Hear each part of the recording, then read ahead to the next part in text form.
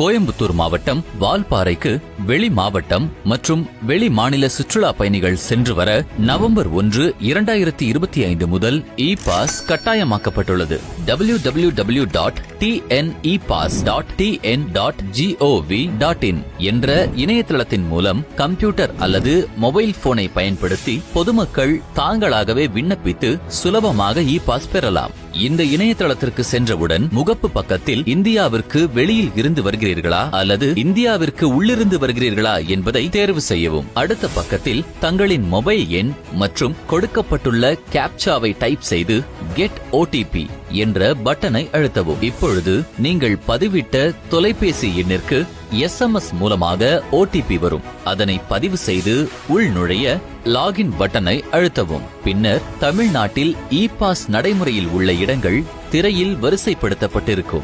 இதில் வால்பாறை என்பதை கிளிக் செய்யவும். இப்பொழுது திரையில் இ-பாஸிற்கான விண்ணப்பம் தோன்றும்.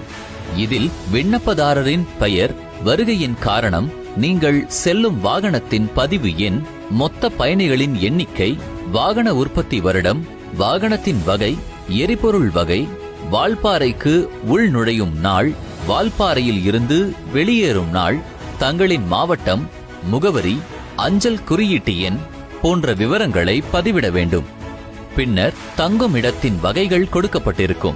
அதில் தாங்கள் தங்கும் இடத்தினை தேர்வு செய்து சேருமிடம் முகவரி எனும் இடத்தில் அந்த இடத்தின் முகவரியை பதிவிட்டு சமர்ப்பிக்க எனும் பட்டனை அழுத்தவும்.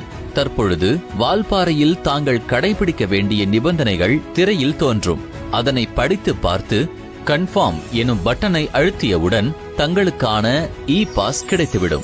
இதனை பதிவிறக்கம் செய்து கொள்ளலாம்.